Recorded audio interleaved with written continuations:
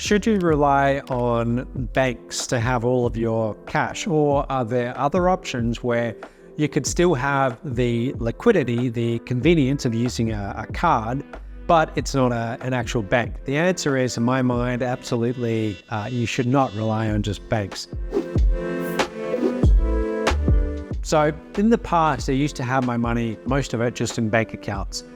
Years and years ago, I started making pretty good money in a business, and I was keeping all of my money in this one bank, right? And then one day, I get a little surprise. I'm overseas, and I look at my online banking, and I see that there's some money has been taken out of my account, like $3,000. And in the description, it said something like garnish or something like that. Garnish. What is that? I don't recognize what that is.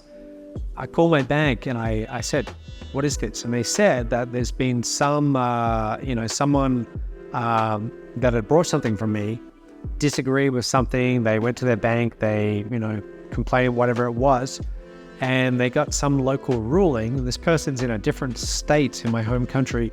I didn't get any letter about it. I was never even notified about it. And they'd got some ruling there for I forget the technical term, garnish something. So they were able to just basically go on the account and just take the money out. And after that experience, I thought, okay, I don't like that. I don't like the fact that that can happen. I need to start spreading my cash across different banks. And also, I need to not just have it all in one country. I need to have it in several countries. And just for my own peace of mind that things are a bit more protected, I needed to do that. So that's what I started to do. Now, we'll go into that a little bit more in detail in a later video. But in this video, I want to talk about how you shouldn't just consider banks for this. There are other places that you can put your cash. What I'm talking about here are companies like Wise.com, for example. Wise.com, this is not an advertisement for Wise, but I would happily plug this company because it is a great company. I discovered this not that long ago, didn't really know too much about it, but I signed up for it and I got the debit card. Now the debit card, they only send it to some countries right now, the US, Australia, I think Hong Kong, a few others, but other places like Mexico, they're not yet there yet, but they are getting bigger and bigger. But anyway, Wise, formerly TransferWise, will allow you to store money. Now, once it gets to over, I think, $10,000, they do start to charge a little fee, but it's really not that much. It's quite minor. I wouldn't keep an enormous amount of money with them. I wouldn't be keeping hundreds of thousands of dollars. But let's say you want to store $10,000 cash and have it available to you on a debit card. Wise is incredible. So you would fund your account. You yourself could send money into your account. Once you sign up, once you register for a Wise account, it's actually going to give you your own bank account number. Now, again, they're not a bank, but people can actually wire money to this account. And in the account number, it's going to be unique to you, but it's all going to go to Wise, but they'll know to assign that money to you. And then it appears in your account. You can log into Wise and see your balance. Once you have your debit card, here's the best part about the debit card. Wise have an app, so on your phone, you can turn that card on and off. Now, banks are starting to do this. Some banks are starting to do it with their apps, but most still do not.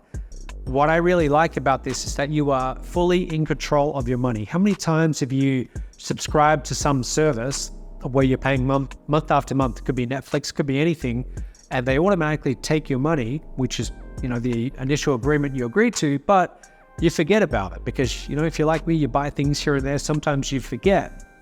And after they charge you, you see it on your statement and you think, oh, I got to cancel that thing. I don't even want that anymore. Well, with Wise, you're just going to go into the app and you can freeze the card. And so what I started doing was I would have my card always frozen. And when I would need to buy something, even a coffee or whatever it was, I would unfreeze. It's a little bit tedious, but you just click unfreeze, card works, pay, and then freeze. Now that makes sense for me because I subscribe to a lot of things. I've got a lot of different expenses I was putting on the card, but if you're just using this for everyday purchases, maybe you don't even freeze it. That's one of the benefits of using Wise, but there's a lot more. let's say that you have some kind of business and you have to pay your vendors. Vendors love to get paid through Wise. If they have a Wise account, you can send money from your Wise account to their Wise account instantly. Okay, now, of course, PayPal can do that, of course, but Wise will not charge a cent if it is Wise to Wise. And so many times, vendors that I've worked with, they really appreciate it because PayPal is taking out their fee. PayPal is more of an outdated model today. Wise is compared to PayPal by far, it's the future. So you've got that. You also have really good exchange rates. If you need to exchange currency, let's say you want to receive money in your local currency, but someone is paying from overseas in a different currency, they give you really good rates. So Wise is a great alternative to a bank. You've got your debit card, you've got full control, you can see everything on your app, it's so easy to use. There's other ones out there too. And one more thing I forgot to mention, on that app, what you can do is you've got your physical debit card in there, you can see it on the app. You can also create virtual cards in seconds. So the virtual card, it's a made up new credit card number, not credit card, debit card actually, but you can use that to buy something. Okay, so for example, you might have your physical card and 3 virtual cards, and you might use each card for a different purpose. Or let's say that you're buying something from a vendor or a shop and that trust level just isn't there like 100%. What you could do is you can make a new virtual card, pay them, okay, but you're a little bit concerned, are they going to use my card in the future, unauthorized charges, etc. And then freeze that new virtual card, freeze it, and then never use that again, and just keep on using your main card. But that way you don't have to give out your main card number to vendors that you don't want to. Now, besides Wise, there's other ones as well. There's Revolut. Revolut, I'm told, is extremely good with the virtual cards, even better than Wise. That's another one you might want to check out.